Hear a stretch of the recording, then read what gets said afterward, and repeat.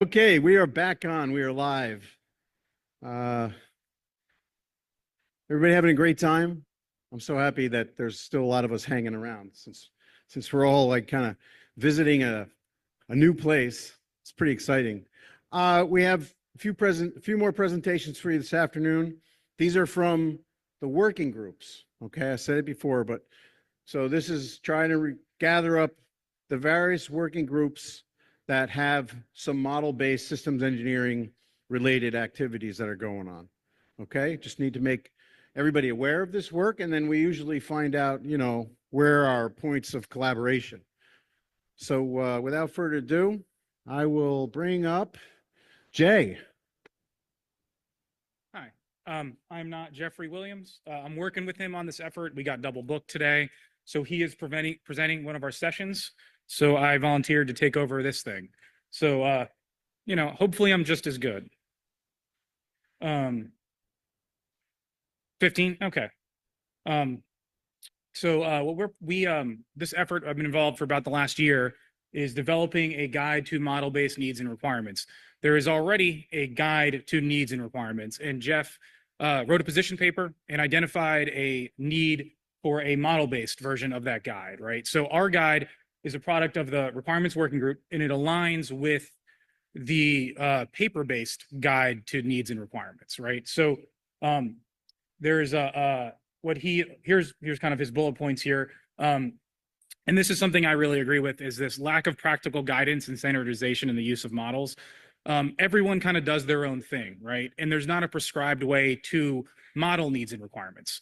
So what we are trying to do, and there's about 5 or 6 of us on the effort, was come up with a coherent and concise and standard way to go from need solicitation down to your system requirements as well as your system design, and how to link it all together and make sure and provide an example model, right? To say, this is how we think you should use our guide. So the purpose of the guide to model-based needs and requirements is to provide examples and models that can be used to serve as practical guidance for systems engineers in the development of needs and requirements, and developing a reference model and a corresponding guide to be published. I am sorry, I have not seen these slides yet. So I will talk to it as I've been, part of the effort, but not entirely sure how all these things flow.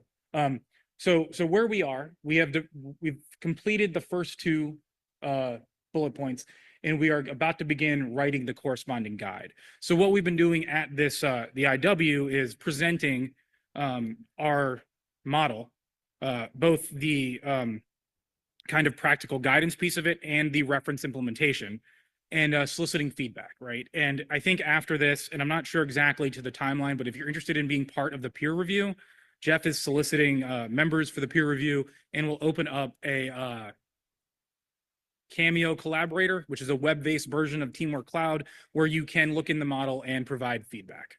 So if you want to email Jeff Williams, his email address is at the end of this presentation, and you can be part of that peer review. And I will say, so far, the members of our team have all been in the American defense industry, so I would welcome any and all feedback from more diverse backgrounds. This is the outline. This is the position paper Jeff wrote. I don't think we need to open it up right now, but I believe it is on the INCOSE SharePoint if you have access to that. If not, I'm sure Jeff would be happy to send it to you. Everyone email Jeff. I'm just kidding. So here is our status. These are the sessions I was talking about. We've gone through session 1, 2, 3, 4, and 5 is the one Jeff is presenting right now. My sessions were session 2 and 3. So I was really heavily involved in developing the meta model and the requirements and system architecture for this effort. And the way the model is set up is there's a supplemental section, which I kind of envision traveling to whoever is implementing this. And then there's the implementation example, which you probably won't need. But the supplemental section in the meta model has all of our relationships, our custom definitions, as well as the meta model and kind of how we think it'll be implemented. So you can kind of use that portion of your project and whatever your Cameo instantiation is, and essentially develop your own model from our guidance. So ongoing activities. We're still cleaning up the model to get it ready to be released in midsummer. Jeff is using the model to teach a course in system integration at UAH. And again, yeah, the goal is to have the model baseline in the June timeframe. So I think we'd like to have it peer reviewed before that, but I'm not, again, not entirely familiar with that timeline. This is focusing on our writing of the supplemental kind of paper to go along the guide. This is where it gets confusing. The paper guide to go along with our model guide. So once we lock down the model, we will start writing the paper guide, right? So then there'll be a supplement. If you're familiar with the requirements working group products, there's a bunch of supplemental guides. This would be the supplemental, guide PDF that lives out there that references our model. It'll also live within the model. So the goal is to have that written by the end of 2025 and then release it at IW next year. Major contributors. There's me, number one. Sorry. Rebecca Mulholland did a lot of the verification and also helped out a lot with the meta model and the system requirements and architecture stuff. She actually, we worked together really closely. She was really good. Jonathan Dang did a great job modeling the logical and physical architecture as well as the system integration work. Cameron Bentley did the model validation suite. So another thing that we kind of produced that was really nice was a set of requirements validation rules that line up with what's in the guide to needs and requirements. So there's about 50 rules in there. We modeled them in, Cameron put them in the model validation suite. So if you use, again, that supplemental package in our model, all your requirements will be checked against those rules. And depending on how wrong you make it, there's different types of errors that pop up, right? Where it'll say, this is a warning, this is an info, don't use and in your requirement, don't use never, don't, those sort of things.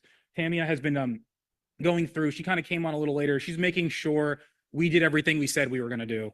And then Jeff is our project lead. He's done a great job. And this is his bio. So he's not here, but this is him. And I think that's it. So told you I'd take about 10 minutes. I will turn it over and thank you.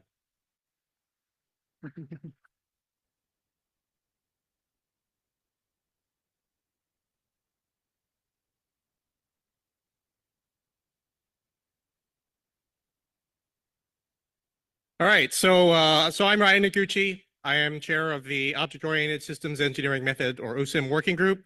My co-chair, Tim Swanson, is in the second row here, raising his hand. This is going to be a very abbreviated overview of what we're planning to do for the working group. We plan to meet on Tuesday morning, 9 to 12 local, to go into this presentation in more detail and talk, have discussions about the model-based capability matrix and OSIM version 2. So please join us if you're interested in that. Next slide, please.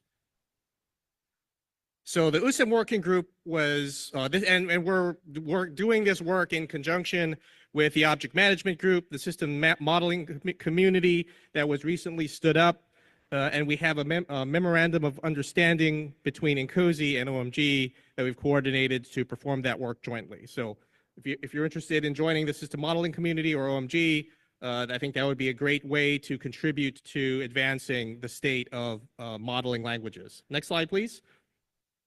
So the purpose for the working group is really primarily to extend the object-oriented systems engineering method that was developed a while ago, but also to drive greater quality, consistency, compatibility, and value to the practice of MBSE. So we want to incorporate lessons learned. We want to prepare for the paradigm shift that SysML version 2 provides. We want to advance the use of OSIM in the MBSE community and within INCOSE, and coordinate with other working groups to provide a holistic and comprehensive approach for MBSE, and then also maintain and evolve the model-based capability matrix. Talk about all of those coming up. Next slide, please. So our goal is to accelerate convergence of this community, of the systems engineering community, towards some consistent practices for doing MBSE and modeling, particularly with SysML version 2, but not limited to that.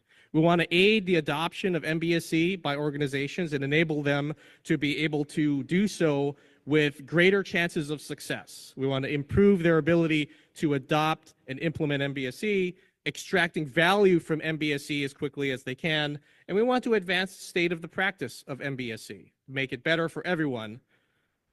The next slide, please. So if you're not aware of OSIM, this was a top-down, the scenario-driven methodology for doing MBSE was developed quite a while ago in 1998, thereabouts. Sandy Friedenthal and others were very instrumental in developing this capability before there was a SysML, and in using the unified modeling language to implement USEM, they discovered a lot of the challenges associated with using that modeling language, and that led to the development of the system modeling language, or SysML. And this working group was stood up 23 years ago to advance the development of USEM, but it's been dormant for the past several years, and we've recently revived it because SysML version 2 is on the heels of being released, and we want to be prepared to start executing that and using it in MBSE practice. Next slide, please.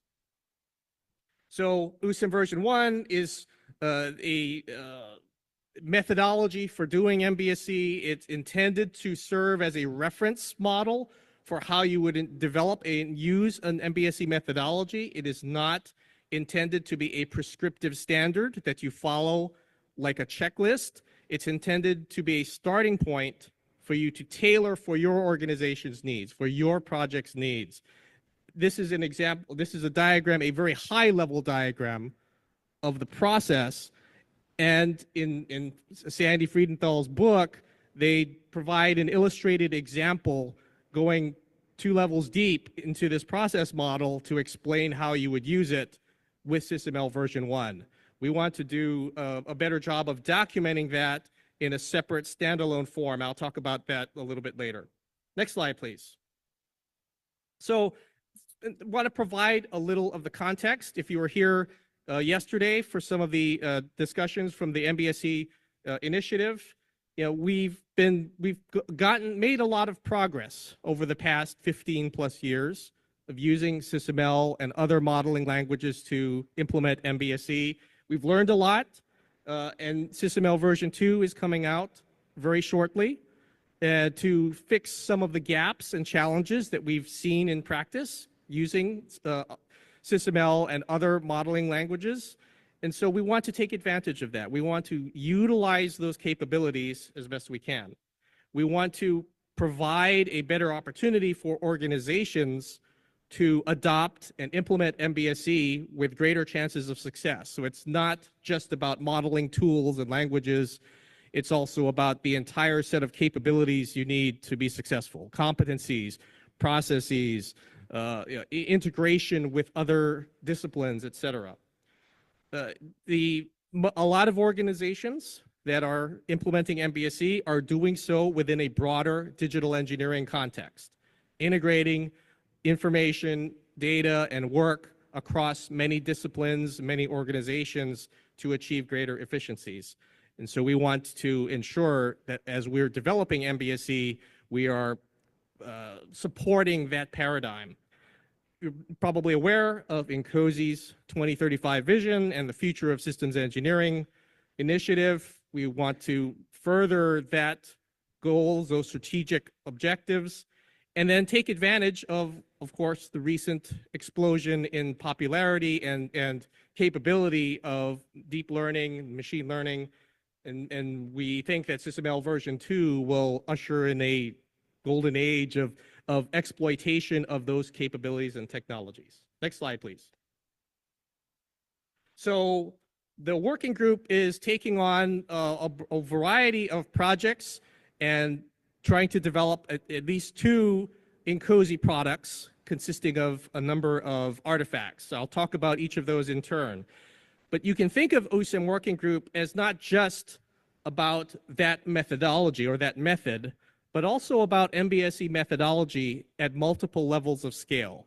From the middle level of processes and activities that constitutes the original USEM, at a lower level, going into the details of how you would model in SysML version 2, and then at a higher level, looking at broader adoption and digital engineering transformation and how you need to incorporate planning and assessment into your implementation and strategic development.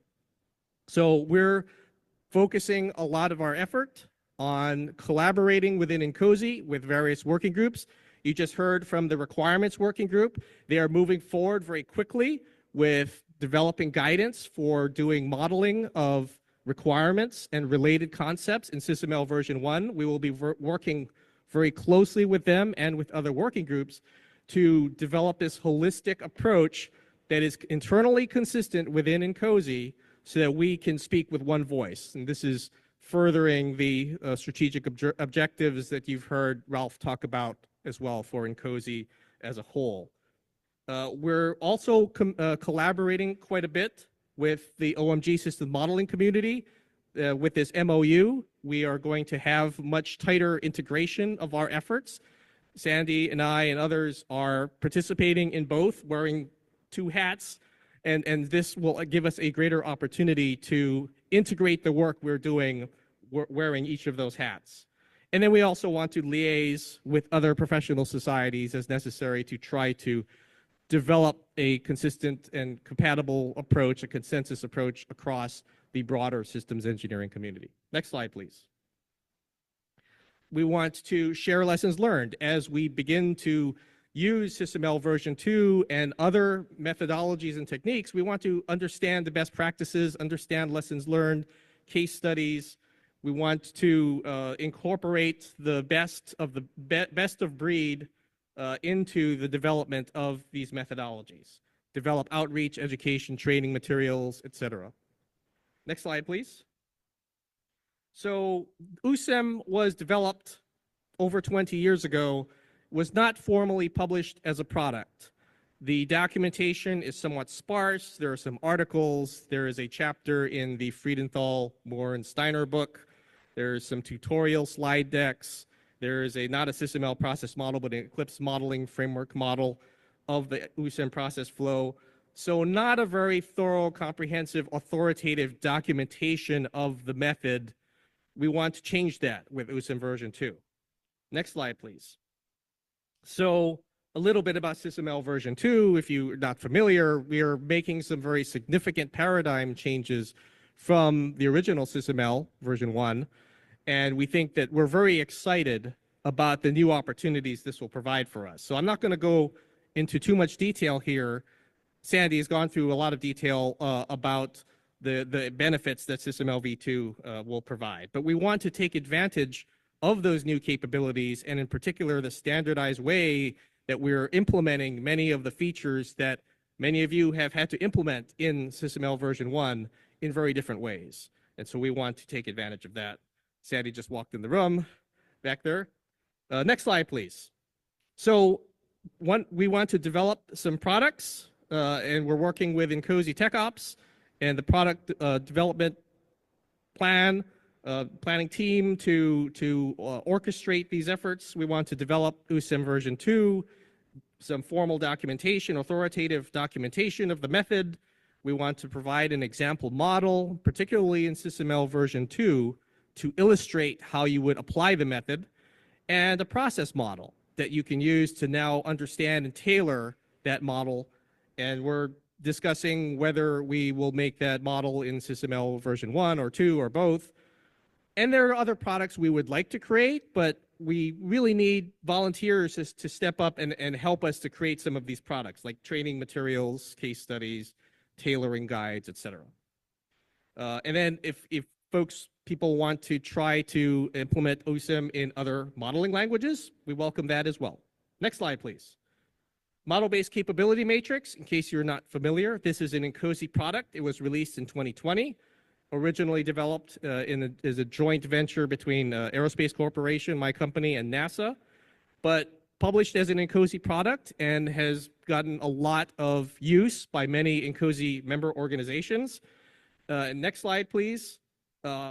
Basically, it provides an instrument for assessing your organization's maturity in 42 different dimensions of capabilities that you need to successfully implement in order to achieve lasting value from MBSE. But we found that there are some challenges and new opportunities that we want to incorporate into the next generation of the model-based capability matrix. So We want to apply it to different applications. We want to apply it to the problem of transition from a modeling language to another modeling language, or one tool to another tool. There are lots of transition use cases.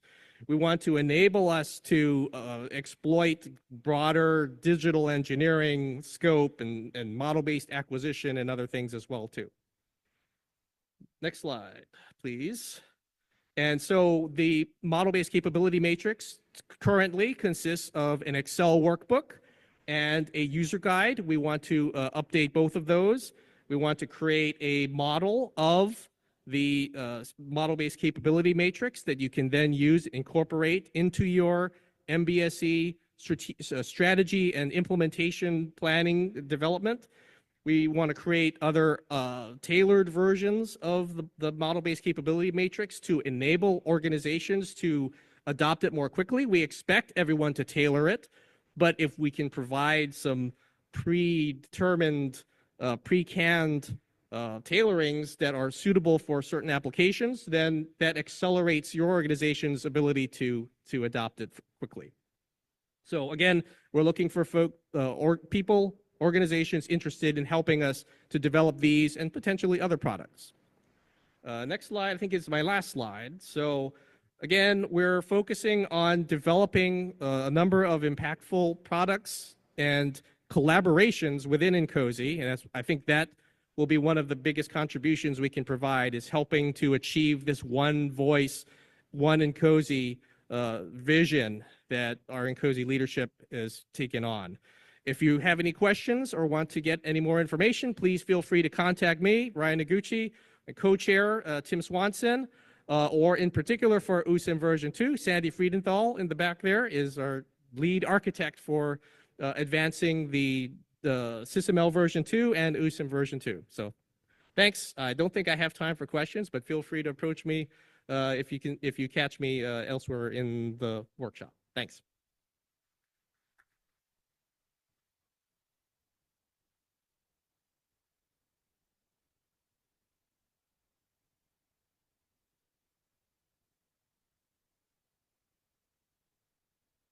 We will have some time for questions after all the presentations are done. So if you have any questions for either the two previous talks, just hold on to them. We'll get to you. You can put your question in the app. All right. And I think the next one up is Bill Schindel, MBSE Patterns Working Group.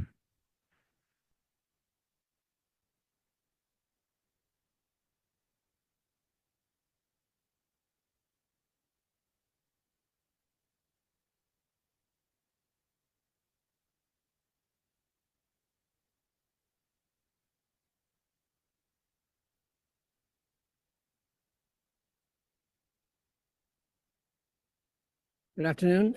My name is Bill Schindel. I chair the MBSE Patterns Working Group. My co-chair is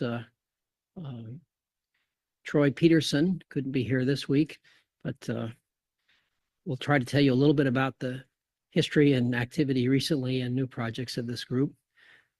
The Patterns Working Group is concerned with a certain set of models called S-star models. It's just short for systematic, and derives from STEM, physics and otherwise. And they're described in an ontology called the S-star meta model. It's been around for some time, inspired by the physical sciences. S-star models are kind of universal in the sense they are elements that can be expressed in any modeling language by a formal mapping. So they're often used in SysML form, but not necessarily. They've been created and managed for lots of different COTS modeling tools by mapping, and then they're used in our working group in what are called S-star patterns, which are reusable, configurable models that you can rapidly turn from a generic pattern into a model, mostly by automated means. And so when we do that, we get models built on what we've learned, accumulated over time in our different companies. And it becomes a basis for more enforceable consistency and with what we've learned over time. And that activity is sometimes called using pattern-based models or sometimes pattern-based system engineering. Typically, the patterns that are built and are large scale systems because we're system engineers. There's no reason why you couldn't use this to model components, but because of the system engineering interest, especially in COSI, we use this for generally describing whole systems, whether, vehicles or aircraft or medical devices or manufacturing systems or otherwise. If I can back up one. The areas that we've used these in are projects. We'll just sample a little bit here. The slide summarizes a number of them recently.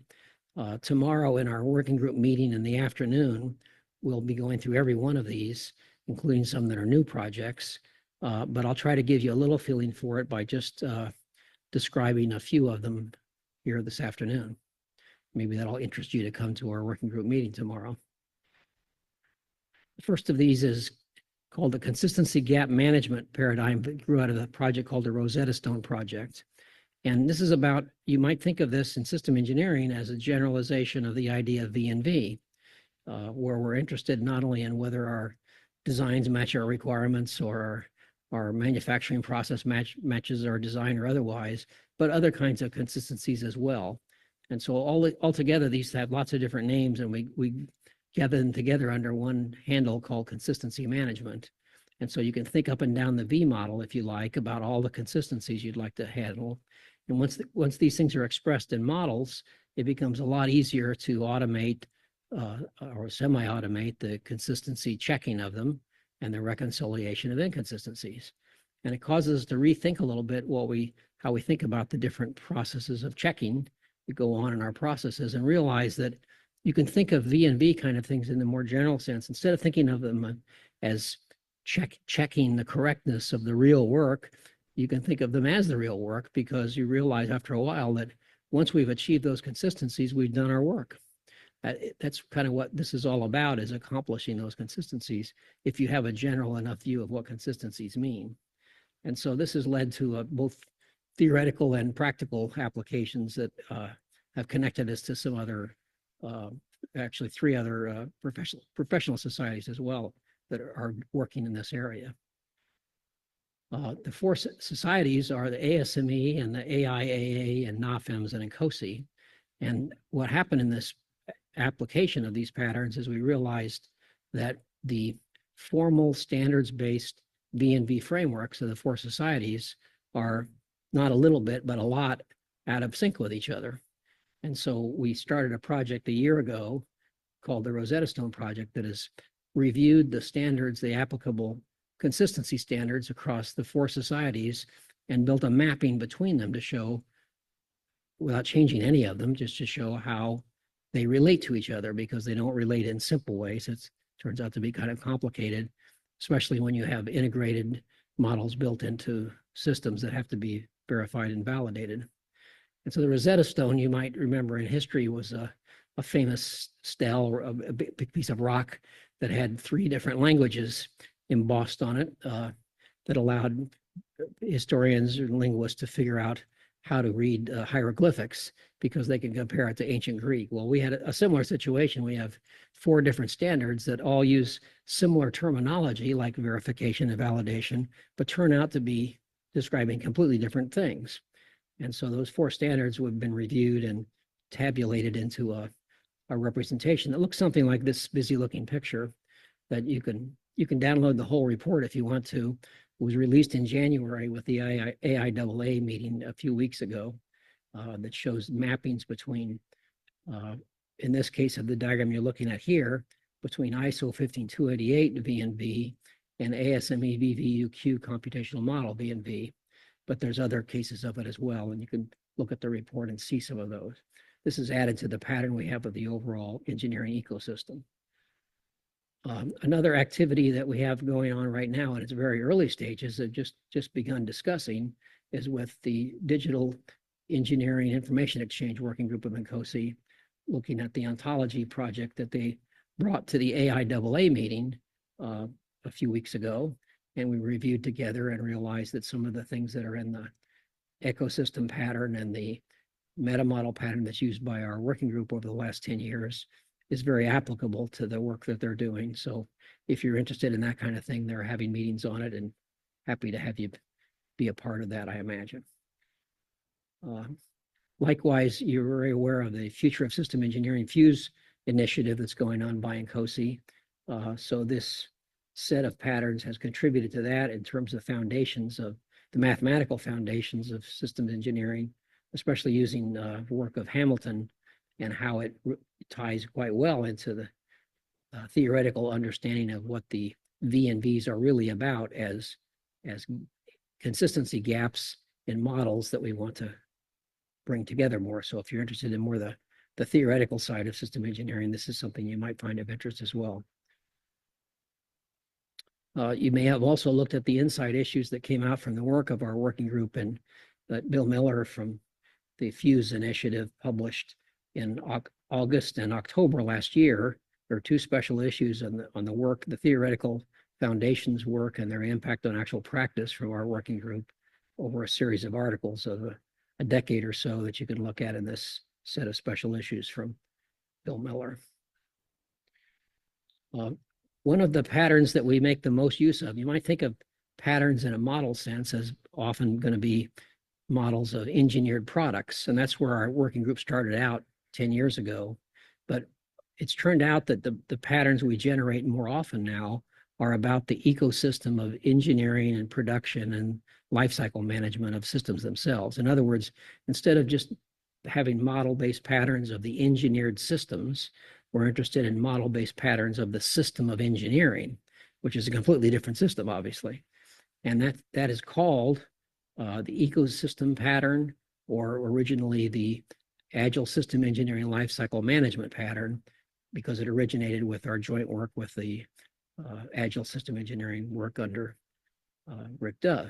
That pattern, it's represented in a simple way in the middle of this page, has been used by the AIAA as the basis for their reference model for digital threads in aerospace and reference model for digital twins in aerospace. So in our cooperation with other technical societies, they use the engineering models from NCOSE for that purpose. Okay, I think that's my last slide. So that gives you an idea of 4 projects out of our list of about a dozen projects that are going on, some just starting now. And if you're interested in following these further, you're invited to our meeting tomorrow afternoon, where we'll be discussing all the projects, plus any others that might be of interest to you. So thank you.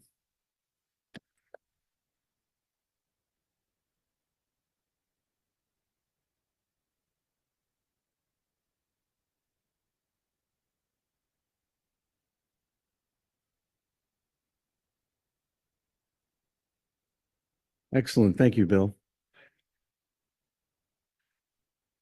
Yeah. Okay. So yeah, some really interesting work, and probably a lot that we can learn from that patterns activity. Next up is Jared Smith. He's gonna run with it. This will be on the decision analysis data model work that is going on in the decision analysis working group. Thank you, Frank. So, hi, yes, my name is Jared Smith. I am a manager in the AI and engineering offering at Deloitte, and a co-chair of the Decision Analysis Working Group, which I support with Frank. And we'll talk today about our latest project, the Decision Analysis Data Model.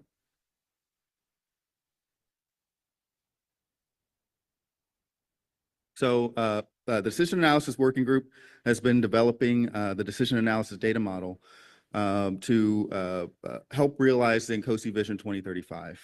Our working group has a legacy of product development.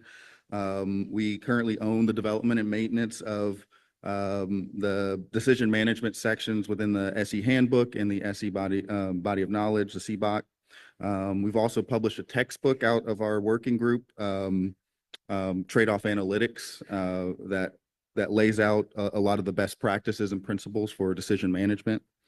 Our newest project to support Vision 2035 is delivering the decision analysis data model. We think it aligns to many of the key challenges put forth in the Vision 2035, including reusability, enabling reuse, leveraging digital environments, and also providing analytical frameworks, in this case for performing decision management and decision analyses. The three pillars of this activity, first is that reuse.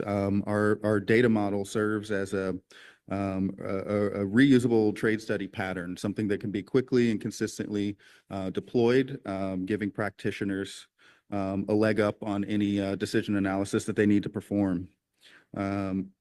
Secondly, it's integrated in MBSE and written in SysML and leverages all of the benefits of that, and including more consistency throughout the process, less redundancy, which we've seen firsthand, and also updates to the process and the data model can be made rapidly since we've moved to this SysML format. And then the third pillar is it's enhancing the data-driven decision-making. So now that we've got this digital model, it is much more easy to integrate and automate decision analyses, leveraging some of the native models and simulations. So here's an overview of some of the working group chairs. So you'll see Frank there as our main chair, and some of the co-chairs of our group and some of our major contributors. There's a broad support from academia as well as industry, all working together to help us make better decisions. So what we're trying to do is move from current state into new world. Current state, MBSE adoption is growing. Simultaneously, decision management is also maturing as a practice as decisions become more and more complex, and as we have more data available to us. But these things have been happening parallel for a while. We see the decision analysis data model as an opportunity to bring these two worlds together and create digital environments that new engineers coming up are able to just quickly reference and leverage. We also see this as being the base, the foundation of data necessary to really leverage artificial intelligence in some decision making. Yeah, that's the brave new world we're moving towards. So some key definitions that are important to put in context for any conversation about decision analysis. I won't read these to you. My quick summation of this is I really see a decision analysis as it's an instance. It is some process has been followed to make a decision. The decision management is how you is a process to make those decisions across the life cycle of a system consistently. We also have data model defined here. This is a definition that we've borrowed from the Data Management Association, from their data management body of knowledge. Data model simply being defined as aligning the data definitions to the information and concepts that they represent.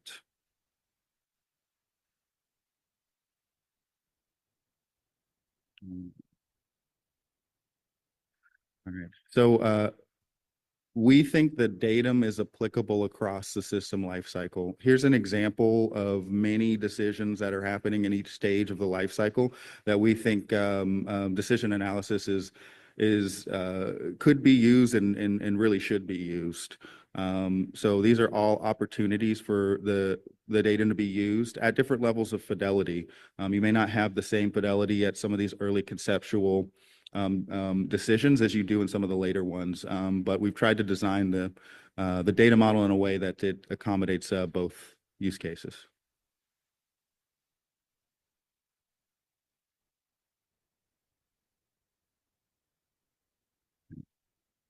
Okay, so I don't have the ability to go through a full demo. I'd love to pull the model up and walk you guys through that.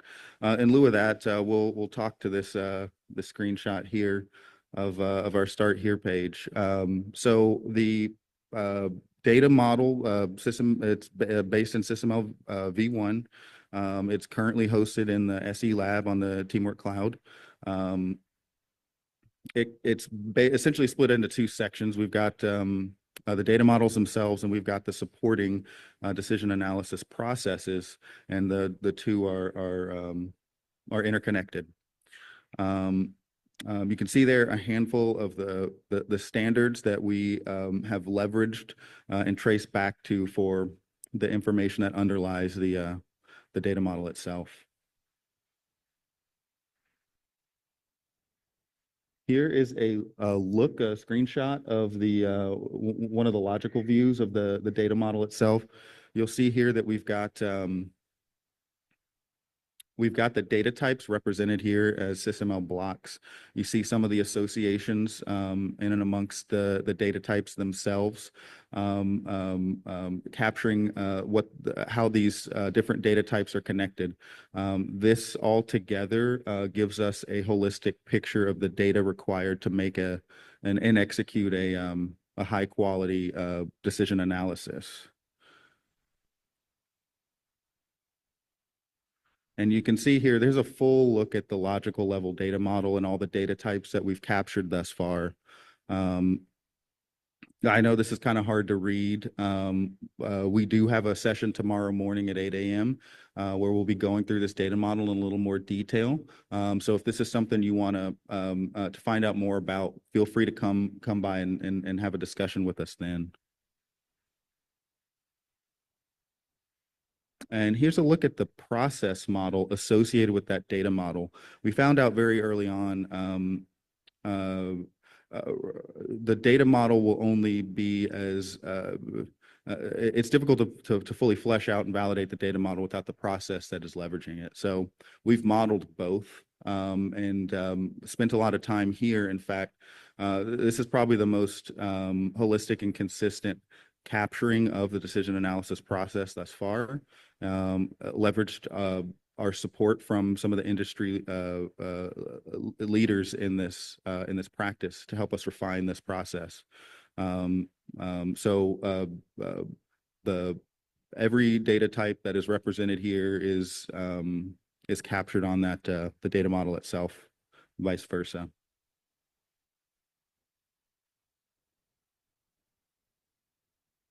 Okay, so here's a preview of some of our activities for 2025. Right now, actually, earlier this morning, we kicked off our formal tech review with the NCOSE Impactful Product Committee. We are hopefully within the next couple of weeks, we'll be through that process and be able to formally release version 1 of the decision analysis data model. Our plan for release for that, it'll be a multi-pronged approach. First being on within the SE lab itself, have a deployment of it there on the Teamwork Cloud, as well as HTML export available with some supporting documentation in the bookstore. So there'll be multiple ways to get access to this data model, hopefully within this first quarter of 2025. This is all to move us into version 1, our beta phase. And the real thing that we're after is identifying pilot participants and early adopters to break this model. If you've got an area where you're performing decision analysis and would be willing to put this into practice and tell us what works and what doesn't. We're looking for that type of feedback over the next few months. So that's what we're looking for in our beta phase. And also updating the CBOC. This has, in my mind, been a great example of the success of a working group. Bringing together these experts, walking through this process in great detail. We learned a lot of lessons, and we found a lot of inconsistencies in the written documentation. And the work that we've been doing in the MBSE realm is now driving updates to that documentation. So Immediately, there's planned updates to the CBOC and plans for updating the SE handbook to align to some of our discoveries. And then also we're talking about what version 2 of the decision analysis data model looks like. So we've talked about many different options, pursuing turning this into a standard, translating this into other relevant languages, what it looks like in SysML v2, whether that be libraries or some other deployment, and also building out multiple example implementations to give folks an idea of what this looks like in practice.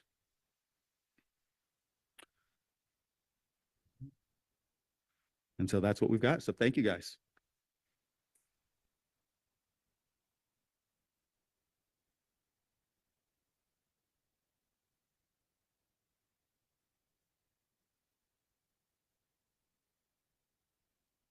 Gotta lower the mic. Thank you. Thank you, Jared. Great job. All right, next up we have Marco Forlinghieri. Did I say that right? All right. And Marco, let's see if I can, well, SysML v2 for product lifecycle engineering. And Tim Wilkins. Excellent. Oh, hi, everybody. So I'm Marco Forlinghieri. One second. How do we... Is this? Okay, good. Okay. So today we talk about SysML v2 for PLE and what the PLE working group is doing regarding that. So I'm, again, Marco from PTC, responsible for product line engineering there. And here we have Tim Wilkins from OZE that will speak after me. Okay, so we'll start today with a very, very short introduction to PLE. If you want to get to know more about PLE, about this specific topic, we have a more extensive session tomorrow at 2:30 p.m. So we then quickly introduce the concept of a model-based product line engineering, and Tim will take over talking about SysML v2 and product line engineering. Okay. What is PLE? So PLE has to do with sustainability and has to do with using resources instead of reinventing and reuse. So not reusing the existing resources, but to create new ones, okay? So we want that our products, either software, even more important, hardware, are sustainable. And this is it's coming from Danilo Boische. That's one of the pioneers in product line engineering. How does it work? So for those that are familiar, maybe it's a repetition, but some of you maybe not be familiar, so I just quickly introduce it. So we have a family of systems. So the system of interest here is the family of systems. And we have share assets. So the assets on the bottom left that are shared by this family. Assets can be requirements, can be test cases, can be, of course, SysML v1, v2 models, source code, etc. But we need to know how we can reuse these assets. Which are the rules, which are the combination that we can have of these assets in order to have a correct configuration. That's why we need what you see on the upper left side. That's the feature model. So we need features that tell us how to do it. And these features are linked through dependencies with the assets. So that when a certain feature is selected, the related assets are brought together with the feature within the configuration in which the feature belongs to. In fact, we use a mechanism called PLE configurator, factory configurator, that it's what you see in the middle, that allows you to speed up and to make the selection also in a consistent way and to generate your variants. We can call them variants. The standard, we'll go into the standard soon. It talks about the product instances, but that's basically what we generate out of the product line. In practice, usually, everybody starts with product, with system. So where the system of interest is the system itself. And just with the, let's say, system engineering itself is based on one single system of interest. So we have three isolated systems that share commonalities. So the idea is that instead of doing it one by one, maybe with clone and own mechanism, if you want to improve reuse and share commonalities across them, we bring the assets on a common base that we call it asset superset, share asset superset. That's what you see here on the left. And then, of course, as I mentioned before, again, we need the feature model linked to the share asset supersets in order to know how we can combine the requirements and the test cases together for a specific configuration, which are the options that we need for this specific market, for these specific needs, what we don't need for that market, but we need for another markets. All this logic, our business logic and technical logic, are in the feature model, are stored in the feature model, that it's linked with the assets, share asset supersets. And then, of course, we can create several configurations, selection of our features. And since the features are linked with the assets, we use the PLE configurator to generate now the several product instances. Of course, we may speak hours about it. If you want to know more about the specific approach, you can visit the PLE working group page. We have recordings, webinars, slides, and or you can join our sessions, or of course become a member. Now, which are the standards that provide the discipline and what is a reference for this approach? We have the older ISO 26550, that was the first standard developed for product line engineering. And then in 2021, finally, we have the evolution of it, the 26580. The main difference between the two standards is that the 26580 introduced the concept of feature-based product line engineering. In order to do product line engineering, so I would say like this standard, the ISO standard says, you will have to use features, feature models, and link them to the assets.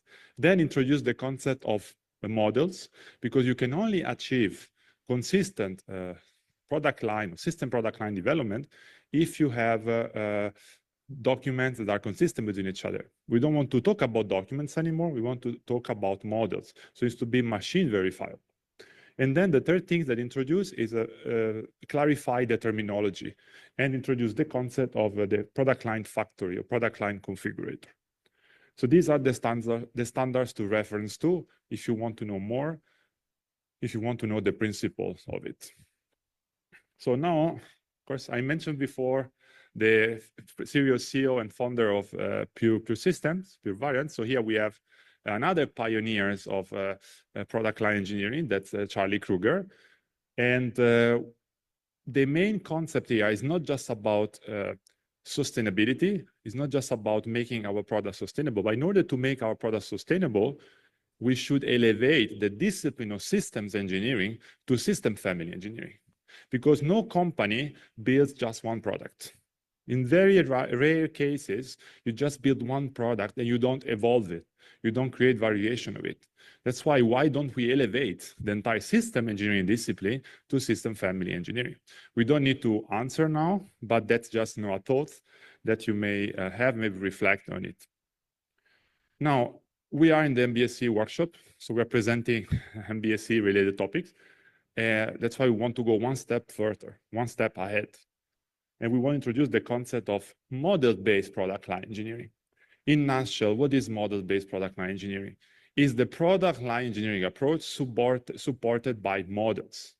Why we want to do that? First, because you can still define the variability within Cameo.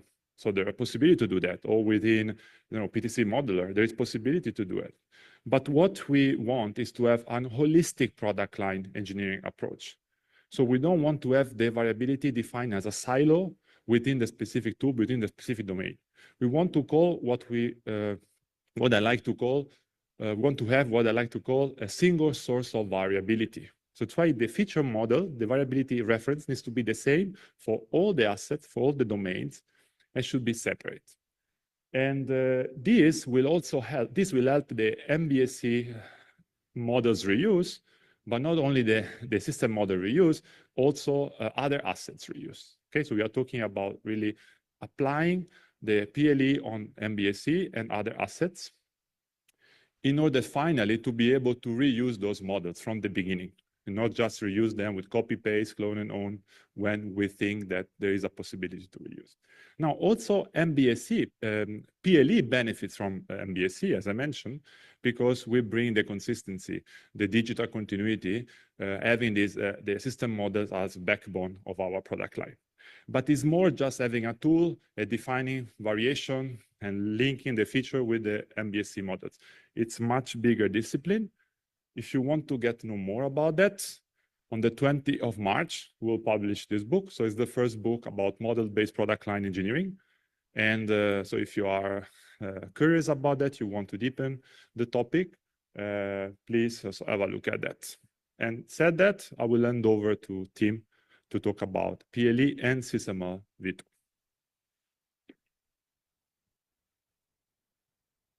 Okay, thanks. Oh, SysML is much smaller than PLE, so let's move the big bit down. Yeah, I will talk about the role of SysML v2 in this picture of PLE. And first, again, a simplified information model from PLE that shows the difference between feature models and shared assets. And we must be very careful about that we do not mix up here the concepts. So first, the term feature. The term feature is also used in SysML and UML modeling, but there it means something different. So this is the term feature from the PLE domain. So we have this feature model with the feature tree. So it's typically a tree structure with mandatory features, optional features, and so forth. So for example, for a car that is a gear feature, I have automatic and manual and different kind of engines and so forth. You know that stuff. And the feature configurations are also part of the feature model. So a valid set of features. That's a separate model in a separate repository. And on the right side, we have this shared assets supersets. Was there a question? Oh, no, what was that? Hey. And in the shared asset supersets, we have the core assets, so assets that are valid for all our products in the product line, and we have the variants that are only used for some specific products in the product line. And shared asset is a digital engineering artifact. It's a requirement, an architecture element, it's a CAD model, simulation model, source code. It's anything in the engineering process that you need. And also system models, which are created for SysML. So SysML only plays here a small role in this whole picture. It's only one piece of this puzzle. So let's start with the shared asset superset first and have a look into the world of SysML. This is a simple SysML model of a drone. It's a SysML v2 model, and it is here without a specific variation model element. So SysML v2 provides model elements for variations, but this example is without any one, and it shows I don't need any special element to model variability. It's there in system models. So for example, we have here a drone with an engine with a multiplicity 4 to 8. And a multiplicity can indicate that there's already some variability. I have engines 4, 5, 6, 7, or 8. And I have a battery, which is defined by a drone battery, which is specialized by 4 different kinds of batteries. This is also a kind of variability in the model. But of course, that's not enough. Now, if I hand over this model to my production engineers and they say, huh? So what do you want to have? 4 engines, 6 engines? And what kind of battery should I take? I have 4 kinds of batteries here in my storage. Which one should I take? Of course, that's simplified, no? But so it's already there. So SysML v2 provides the modeling of variability, and it looks like this. It knows the concept of variations and variance, and variation is what we also call the variation point. And in my model here, it's the battery. I skipped the engine here. It's only now about the battery. So the battery is my variation point. And a variation has variance. So these are the design choices. So I have the battery, and I have 2 choices for the battery. And remember, in my previous slide, in the battery library, there were 4 different kinds of battery, but here I decided, okay, there are only 2 choices. And this is modeled with variation and variant. Yeah, as mentioned before, this is only a small piece in this overall puzzle of PLE, so we need much more. We still have the feature model. It's somewhere else. This feature model, this is a screenshot from the modeling tool Feature IDE. It's an open source Eclipse-based modeling tool, which shows here a feature tree of the drone. So I need some connections now between the features and my shared assets, or my variation and variance. So how to connect them? That's this typical problem, 2 different tools, 2 different repositories, 2 different languages, and I have to connect them. SysML provides a metadata called tool metadata, which is provides a loose link to external tools. So I can attach it here to the variation and say, okay, the external tool is named feature X, and a URL that points me to the tool. So that's part of the standard. So that's not sufficient. We need much more there. I expect we need a language extension, a library-based language extension, as we have heard this morning for URF and real-time, something like that also here to add more information to the variation and variance stuff. Yeah, and then we have another topic is the feature configurations, which are part of the feature model. And if I select a feature configuration, of course, this has an impact on my model. If I select, for example, the standard battery, then I would like to have a model of a drone with a standard battery and without the option of a long distance battery, things like that. Let's now switch to the feature model. I said the feature model is somewhere else, and it's in some different language. So here it's Feature IDE. They have a proprietary XML format. But I can also use the language extension mechanism of SysMLv2 to add the capability of modeling features to SysMLv2. And then I can create the feature model also with SysMLv2. And this is quite nice. The SysML model is in the middle, and everything is connected. That's the nature of a system model, that it integrates everything. And a feature model has the same role. All the other engineering tools are connected to a feature model. It's a single source of variability, and we need this information in a SysML model, but also in the CAD model, in the requirements model, and so forth. So it's the same role. And now with SysMLv2, we have a language where we have an agreement, a common agreement in the community on systems engineering concept and terms, the syntax and the semantics. And we have an API. So that's a perfect fit to use SysML as the language for the feature model. And here's a simple demonstrator for that. So I don't go into the details. On the lower right side, you see the extension in SysMLv2 to model feature models. So you can create feature trees, and it's also part of the textual notation then. But the more interesting stuff is on the left side, or on the top. So I can store now a feature model created with SysMLv2 in a SysMLv2 repository. And now I can access this model through the API.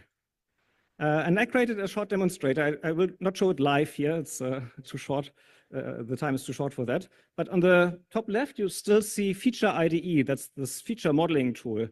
And I created, together with ChatGPT, I must admit, a plugin for that tool that connects through the SysMLv2 API, reads the feature information, and creates the feature tree.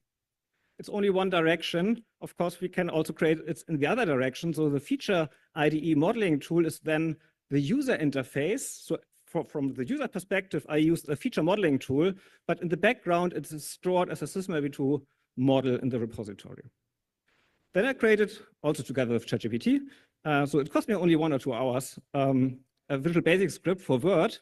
It accesses the SysMLv2 API, reads a feature configuration, and was then able to filter out texts in a Word document about drone requirements according to the selected features. And I created a website that's here on the left side that helps me to show this information in the repository, so I can browse through the repository. Next step I planned was to connect FreeCAD, to do the same with CAD models and so forth. It's quite easy. Well, this is just a demonstrator, and the devil lies in the detail, but it's what's quite easy. I'm not a programmer anymore, and I was able to do this in an afternoon, together with ChatGPT, of course. yeah, so that's System LV2 is a backbone technology. So from the user perspective, we have the product manager that works with Word. We have a product line engineer that works with Feature IDE. So they don't even recognize that System LV2 is in the background. That's another nice application of System LV2. And we get all the advantages of a standardized API and all this stuff. In the PLE working group, in the INCOSE PLE working group, there's the plan to develop a product. And the deadline is January next year. It's the PLE with System LV2, a digital guide. So it's a guide that provides tool agnostic, so it's not specific to a specific feature or PLE tool or System LV tool, principles and guidelines how to implement different solutions to do PLE with System LV2. So if you're interested in that, you can join the INCOSE PLE working group. There's a meeting tomorrow. I forgot the time, in the afternoon, 2 o'clock. Yeah. So finally, the takeaways. Marco told you that PLE is holistic. It's much more than System LV2, much more than variation points and so forth. And it's feature-based, based on the standard 26580. And it's much more than System LV2. No? So it's also variability in CAD models, simulation models, and so forth. And System LV2, well, it can be more than a language. You can also use it as a backbone technology. And I think the feature example here is just an example of this application. You can also use this for other ones, safety and so forth. It's quite easy to extend System LV2 with a library-based extension. We know this from software engineering. It works quite well. If you do Python programming, oh, I would like to do a graphics, let's import a library. Bang, it's there, you have the capability. I would like to do math calculations, import the library. Bang, it's there. And it would be great to have the same with System LV2. No? Oh, I would like to do feature modeling, let's import the library. Bang, it's there. No? And well, as also Marco said, the future of PLE is definitely model-based. Well, we are in the MBSE track. We are convinced that the future of systems engineering is model-based, so the future of PLE is also model-based. And with that, I'm at the end and hand over to Frank again. Thanks.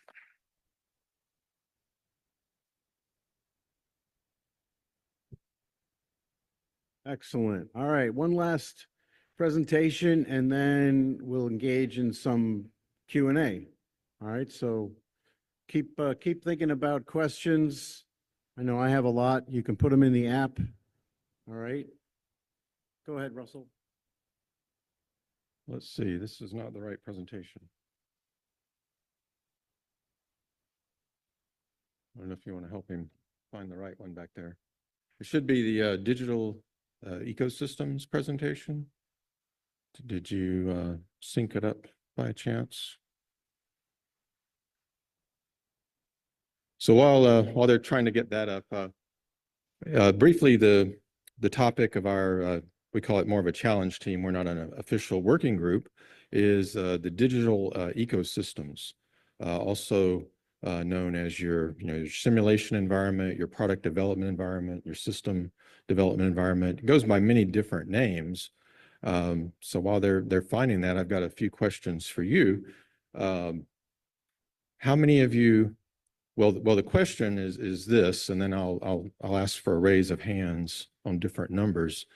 How many different tools do you think your organization utilizes for system development, for product development? If you think your number of tools is less than 10, raise your hand. So if you are less than 10, how many if you think it's between 10 and 30? 10 and 30, okay. How many of you think it's between 30 and 60? A few more. How many think it's more than 60?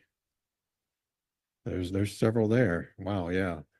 Well, yeah, it varies by organization. At least some examples we'll show here in a minute. 35 tools or more for a given organization.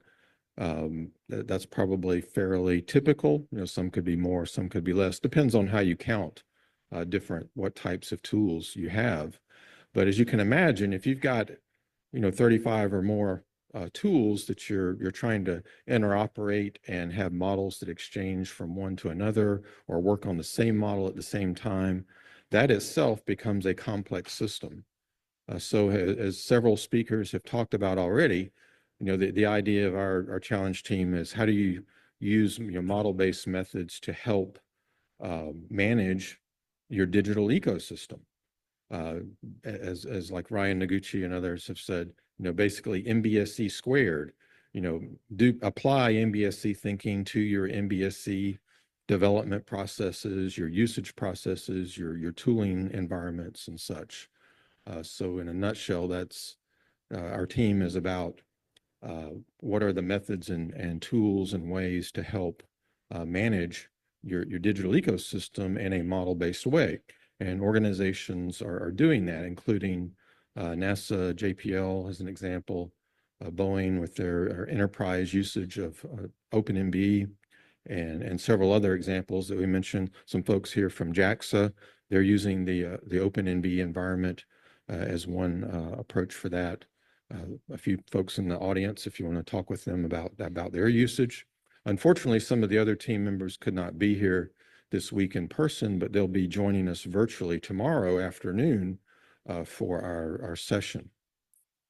Let's see if they've got the slides.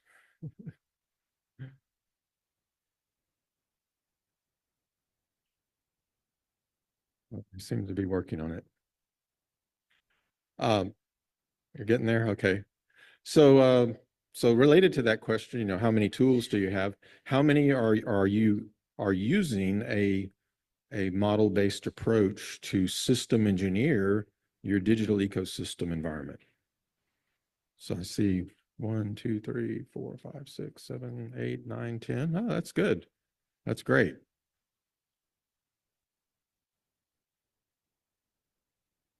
We'll show a few examples that have been published, and there's more that are coming out there.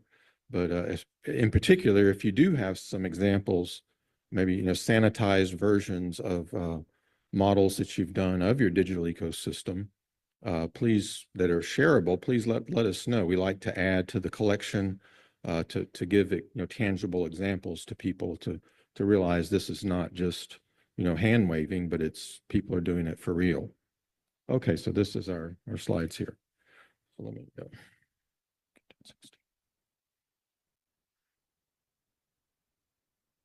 And as you'll notice, in the past, we've used the MBX phrase, which was some of our team members like, it's not just about model-based system engineering and product development and system development. As you know, it's even can be, operations, manufacturing, at the enterprise level, even, helping with sales, application engineering, all kinds of things. Imagine having, model-based data sheets that you share with your customers to help sell your products. That would be even better. So this is our wiki page that's out there on the OMG wiki. So in a nutshell, we're helping organizations better define and manage their digital ecosystems in a model-based way. So here's an example from Raytheon. They published back in 2019, simplified kind of view. We call this the seat at the table view. Think of this as a big, dining room table, and here's all the guests coming around to feast on the data that's here. And you can see, a wide variety of tools, roughly 35 or so different types. And in the middle, they don't even say all the tools that are used here to support, repository development, configuration management, a lot of, generic IT type stuff, virtualization, security, authentication and such. So this is a nice, simplified overview. And in this presentation that they did publicly, they walked through a few of these examples and what they're doing. Here's one from the SysML RFP for V2, back in 2017, thinking about how is the new SysML V2 standard going to be utilized. So they modeled some of that and provided, here's the users, system engineers, consumers, reviewers. So an IBD type of what's connected to what are they doing, how are they interfacing, with the models and how do the models interface with solvers and other things. So nice, kind of view of that, using the actual SysML notation. And here's one of the early ones that we were aware of that was published, in this case from NASA JPL about in 2016. Another IBD view, showing the major, full-featured end-user workstation and the main SysML authoring tools, browser-type interactions, issue management, interfaces to other tools, document generation, and on the server side, various repositories, model checkers, and so on. So document generation is an important one. And JPL has showed several examples. For example, the Europa Clipper mission that launched just a few months ago in October 2024 on its way to Europa, Jupiter. They generate about 200 documents from the model of that. So imagine having to keep all those documents synchronized manually and the challenges that would bring. Now they're generating it from that. So this is another example. In this case, they actually use this for simulation. It's not just documentation of their digital ecosystem, but even use it to help simulate different processes and of using the tools and within the ecosystem. So that is kind of the leading edge type of approaches that people don't just document their digital ecosystems, they use it to actually, the model to actually execute different parts of the processes, maybe like a trade study or an analysis. Wire it up and then run it, it's not just documentation. So in the community these days, we have a lot of folks on the email list, and we have roughly, this is actually more monthly now, 35 in monthly webcons. There's also a developer webcon that's bi-weekly.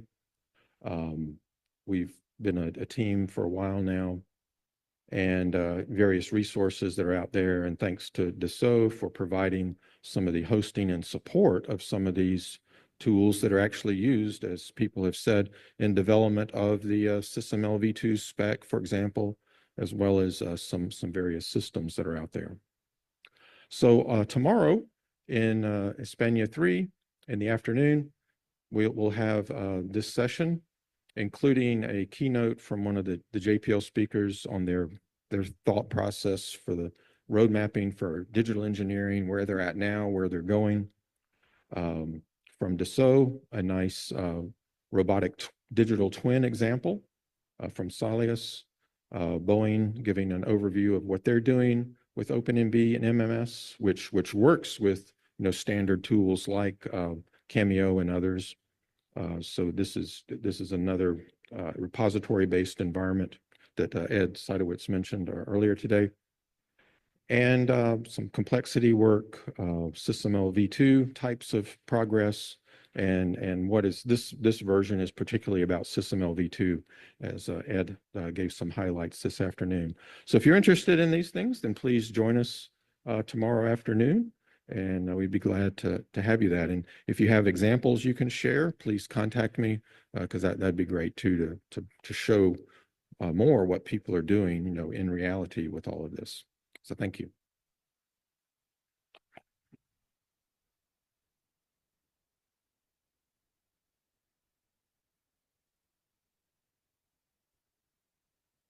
Still on time, even with my blunder. Sorry about that. Okay, so question and answer. Anybody have any questions? Let me open it up to the floor.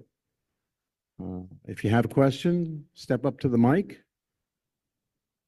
I guess there's also people online, so maybe I could see the chat as well. That would help to see if there's any questions there.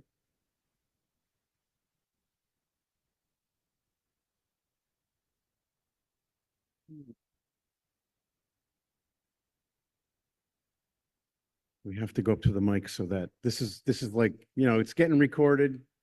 And plus it's the way that the online community can hear us. Hey, Xavier, can you turn on the mic over here, please? Oh, there's a switch on the mic. You might have to flip it.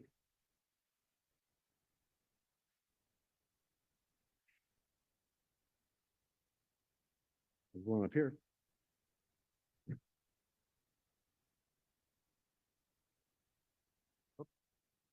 Check, check. Yes, yeah, this one does work. Okay, I have one question for PLE and MBPLE. When we use model-based product line engineering, it usually about variance definition. But what about the evolution of the products? How can we manage that with MBPLE? Because, for example, there's a difference between automotive industry and aerospace industry, where in automotive we have so many variants because cars are very personalized. Okay, so here it works very well because you have a lot of variants that you can manage with your feature model. But in aerospace, they usually use each evolution to actually manage the different like aircrafts. Okay, one evolution is like a project, let's say, where you deliver your product structure. Okay, and it evolves over time. So we have like two dimensions, one for variance and one for the time evolution. Based on my experience, I find it difficult to manage that with MBPLE because it's difficult to make evolutions, but it's better for variance. So do you have any idea how to do that?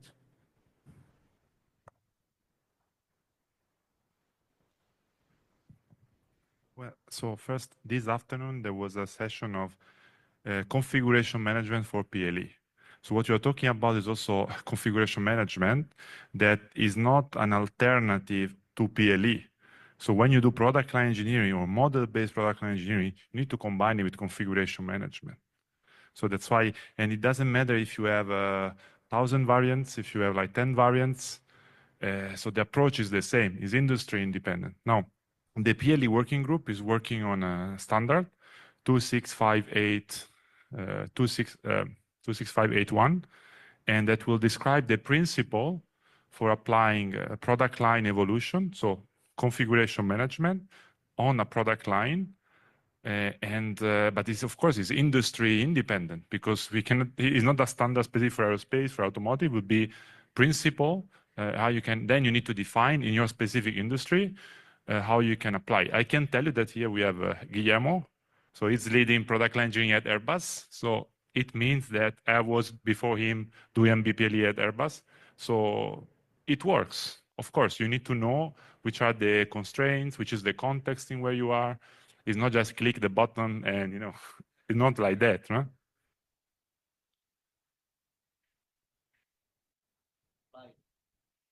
In here.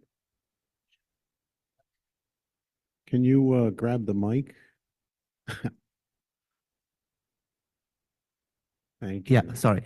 I mean, when you have just variants, you'll just build your configuration filters and you put what features you want. And when you apply the configuration, it just filters the model and you have, let's say, 100% model, like filtered model with all the features you want.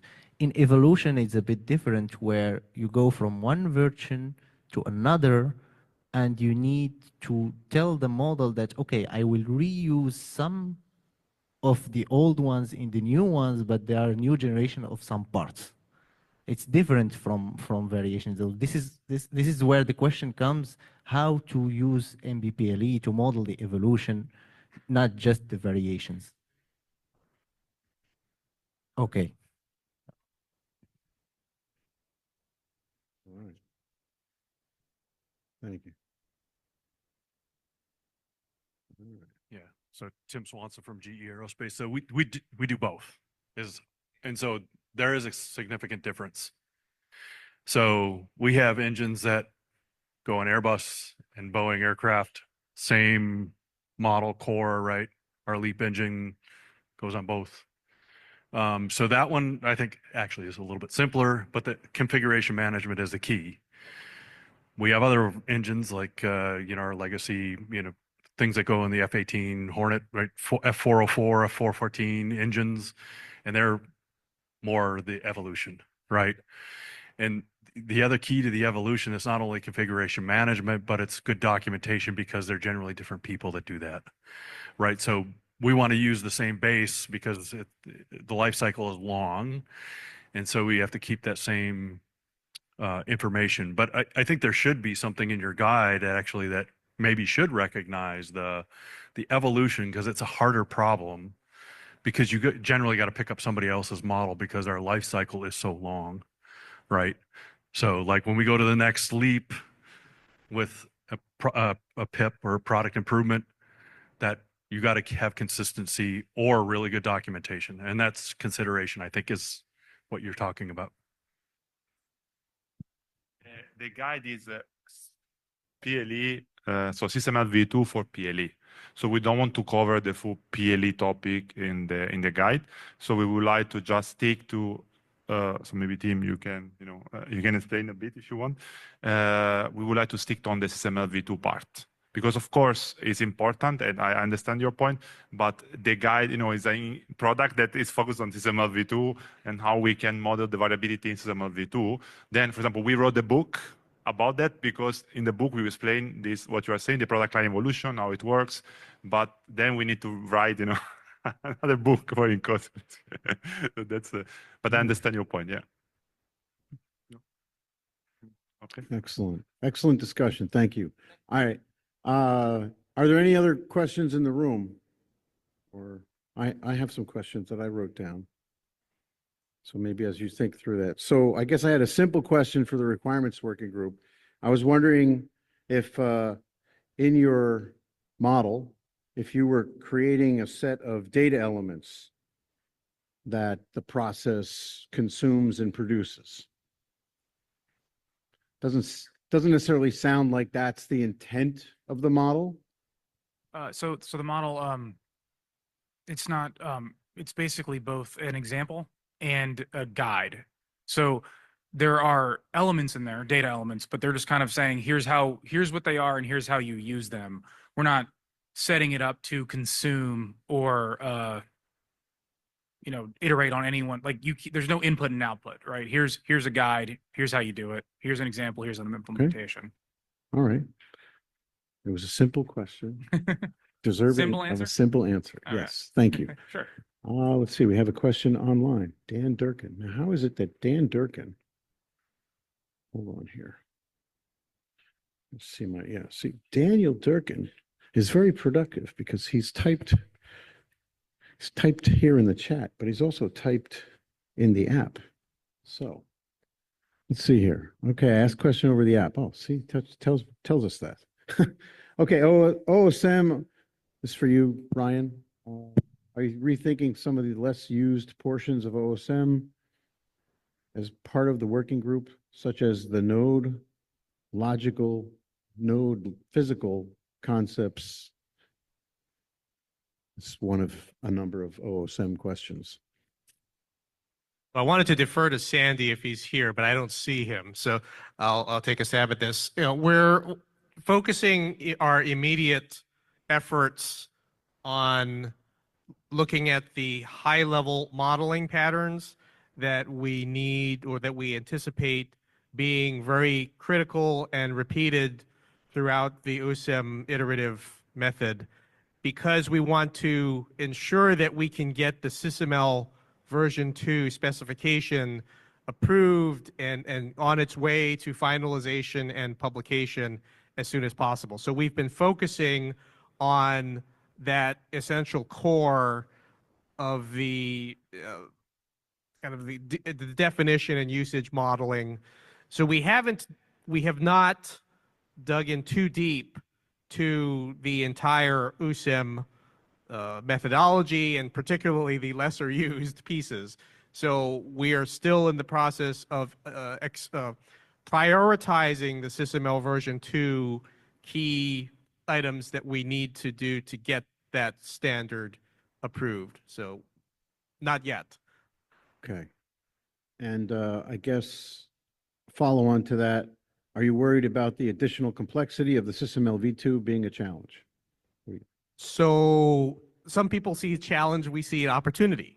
So there are going to be a lot of new features and capabilities that SysML v2 provides that v1 didn't. But many of those capabilities are things that modeling teams, that modelers have found ways to implement in SysML version 1 and done so very differently.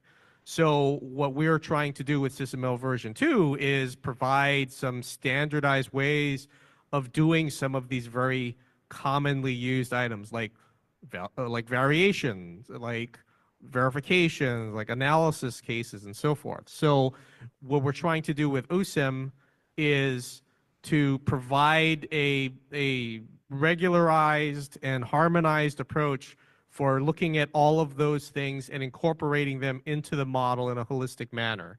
So I don't think we're seeing the complexity as a challenge in terms of being a problem. I think we see it as a challenge in terms of an opportunity to now try to drive the community, the MBSE community, toward some more standardized ways of doing things, some more consistent ways of doing things. But we really want practitioners across the world in many domains to start using SysML version 2 and provide us feedback on how you would suggest using some of those constructs for.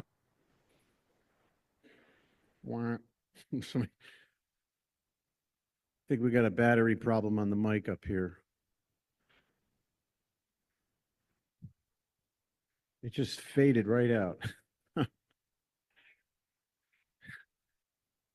Okay.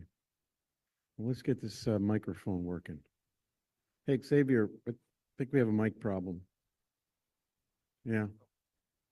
Is it? We're having Turning on. technical Hello, difficulties. testing. Here we go. All right, we're just switching mics.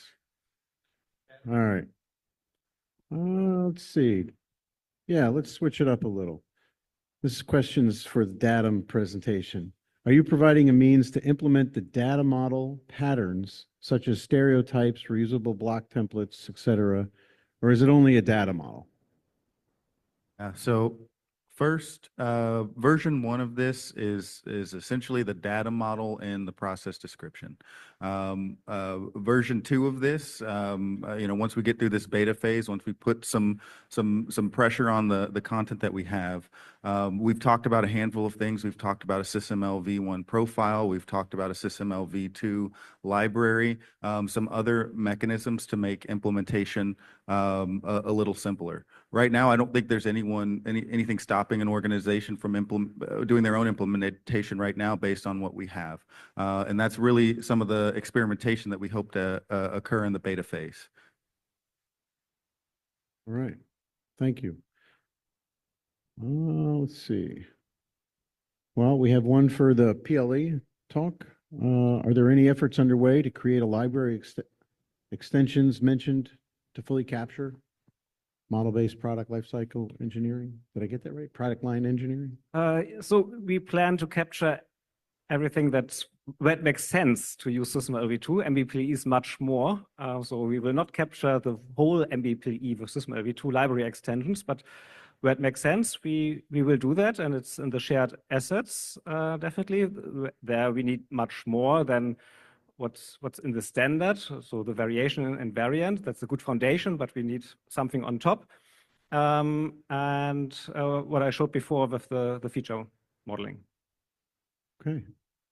I got another question here for OSM. First of all, how do you say it? Is it OSM? Is it USM? Well, Sandy generally refers to it as OSM. I usually just call it USM because it's a little faster. Okay, that's not really the question, but anyway, will USM address how to manage a model to include measurement of product and process quality assurance?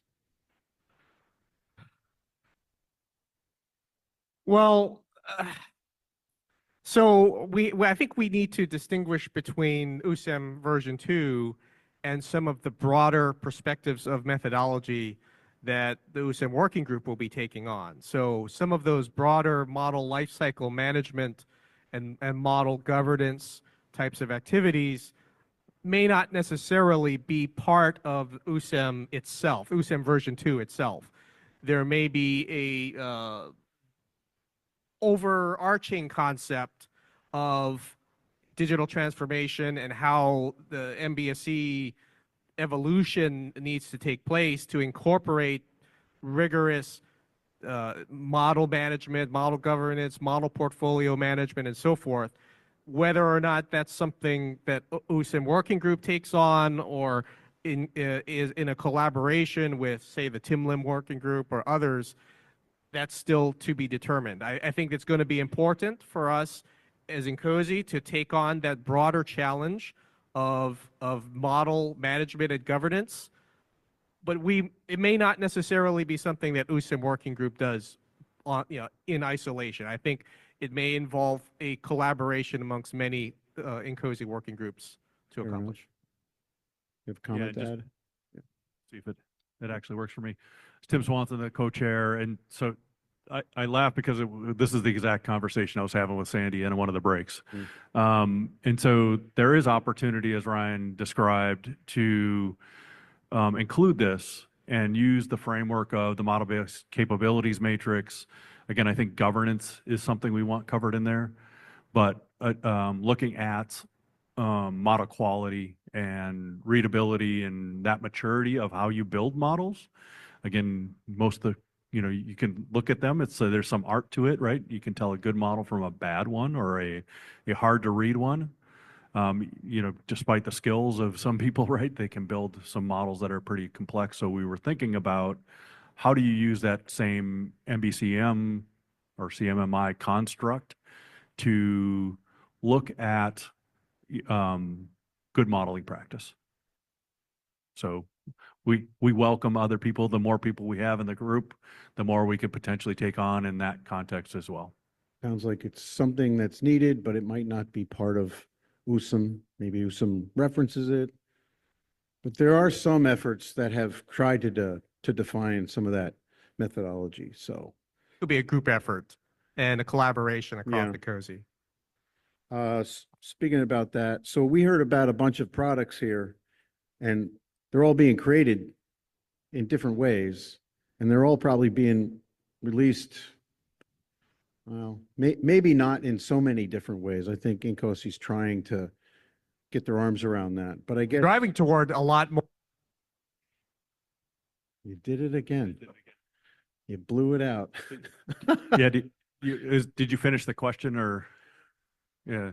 Well, there's a question, right? So that kind of caveats it. So I'm just wondering, as I was listening to the patterns and the PLE, I was kind of wondering if there might be a recommended way that you could think that INCOSE could use to release its products that best support reuse, right? Because ultimately, all these products, we're going to reuse them, and then there's going to be a tailored version of it somewhere, right? So is there a way that we should do this? You don't even have to answer this necessarily, but maybe generally. I was Anyway. looking around for Tammy Katz because that's tech ops, right? I mean, and so tech ops has a, charter to not only, work on what the proper release and quality of those products are, but making sure that the working groups aren't stepping on each other's toes, right? So there's again, I have a little bit of a role also with Tammy as an associate director, unless she fires me because I didn't show up to her meeting, but lot of work going to go into, I believe, cross-working group collaboration. So I think that's maybe the answer, but I'm sure Tammy could answer it a little bit better out of tech ops. Yeah, there are clearly opportunities for that. Yes. Ryan. Yeah, I think certainly we're seeing more interest in developing model-based products, and with the intent for these products to be used and reused and tailored. There are other products like the model-based capability matrix, which we also expect it's fully intended to be used and reused and tailored as we are developing documentation, authoritative documentation for OSIM version 2 and perhaps other things. Perhaps a more incremental and iterative approach to publication may be warranted, and maybe there's an evolution toward a more not exactly continuous, but more continuous publication process that enables us to be much more fluid, agile, and adaptive. Web-based products, perhaps, that can be updated much more readily and, than PDFs. There are lots of opportunities. We would be happy to engage with tech ops and others to see where there are opportunities for us to push things forward. Thank you. And it's kind of diverged from a V2 sort of discussion, but seemed to be appropriate. Let's see, I guess the PLE discussion, you might have answered this already, but what system engineering process do you think,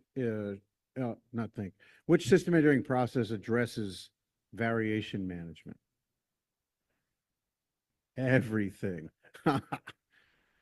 Well, true. I mean, everything can vary, right? But is there a process that sort of controls, our So if you approach to variation management? So if you refer to the ISO 15288, then I would say that somehow at least all the technical processes, not only the technical process, are influenced by definition of variability. Because if you do really product line at the enterprise level, you have to change also your business model. You have to change the way you deliver your product. So it may have a big impact. So it depends to what extent you want to do it. Now, regarding the PLE process itself, well, we have the standard, the ISO 26580. That is a good starting point, a good reference to understand how the mechanism, so the product line engineering mechanism, the PLE configurator works. Thumbs up. It's a timed mic. Okay. Any other questions in the room or maybe online? Yeah. Oh, yeah. Hello. Yeah, I mean, I guess my question short. is more PLE related. And again, perhaps I missed this in your presentation. Sorry about that. I do recall you saying that just like the future of systems engineering is model-based, the future of PLE is model-based, or maybe it was some other person. But anyway, in my experience, so to do PLE, you need an add-on like pure variance, let's say. But then in your presentation, I understood that you're using SysML v2 in a better way that facilitates the use of PLE. But is the add-on gonna remain, or will we be able to do PLE without the need of any additional add-ons outside of just the MBSE 2? Okay, I'm from PTC pure variance. Okay, so that's why. So you said pure variance. So I can answer you the question. No, so we don't want to replace the existing PLE tools, feature ID, the gears, and pure variance. So this is not meant to be like that. So and then this is just to say no, and team maybe can say. Yeah, I agree. So it's no. So you still need tools like that. And it's only an option that you can replace the data model of the tools from a proprietary data model to a SysML v2 based model. But if you use this library extension with SysML v2 for the feature modeling that I showed you, you need a tool that is optimized to create feature trees and all this stuff. You can't do this with a standard SysML v2 modeling tools. And also the transformation, right? So the transformation mechanism going from the 150 to the 100% and having a consistent transformation mechanism across all the assets, not just the MBSE models, you cannot do it with SysML v2. You could not do it with SysML v1. You cannot do it today with SysML v2. That's why, yes, we still need, just as you said, a way to facilitate, not to replace. All right. Kind of worn out. Yeah. Okay. I just want to have one more question, and I'm going to cut it off and close it out. The guy, it's almost 6 o'clock, and I have Always another guy. maybe the last question. I wanted to follow up on the CM concern that one of the gentlemen identified regarding evolution versus feature variation and management. So in the past, not so recent not so distant past, I believe PLE working group has been working or at least communicating with this configuration management working group. Is that still true with regard to what Charlie presented today? Okay, thank you for that. But so hopefully that'll help address these major concerns that they're bringing up. Thanks. No, that wasn't so You want bad. Hugo? Okay. All right. I just want to recap for you tomorrow. Go over tomorrow's agenda for model-based system engineering workshop. We have the Open MBE and SysML V2 demonstration and workshop going on in the morning, 8 to 12. And then there's also a SysML V2 introductory training class that Sandy Friedenthal is running. That's from 9 to 12. That session has limited space. They move us in a smaller room, all right? And we only have so many servers that we can spin up on the SysML V2 lab that we're going to use to kind of, engage in maybe some modeling. You'll be allowed to decide whether or not you want to do it, but we have the ability for you to do that. Okay. And so that's in the morning. And then on the agenda for the afternoon, right, we have the platform training session for working groups using the SE lab. So if you want to kind of get a feel for how to go and use the SE lab, do that. We have also a SysML V2 transition planning working session that Chris Schreiber, myself, and there'll be 2 others facilitating that session. It'll be all afternoon workshop. All right. So if you want to kind of sink your teeth into what you might need to be thinking about in your organization to plan your transition, again, that's a limited availability. They put us in a small room. Okay. We probably could take up more than 40, but we're still going to be space limited. And then there's the MBX Digital Ecosystem and Open MBEE workshop from 4:30 to, 2:30, 14:30, I'm not going to do the math, 14:30 to 1800. 6, 4, 5, 6, 6, 2:30 to 6. That's it. Yep. So that wraps up the MBSE workshop sessions for Monday. We good? Break. There is the social this evening, I believe, right? So that is it's not on Atrium 1. Yeah, I don't see it on here. And that is the MBSE social and Propeller Hat Award. So if you haven't seen one of those, what'd you say? I'm sorry. Oh, right where lunch was. So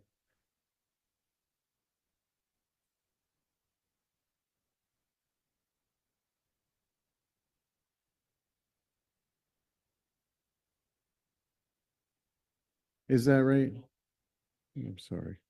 Well, I was just trying. All right. So I just wanted to remind you that that is happening this evening. It should be. There it is. Yeah, I'm not seeing it.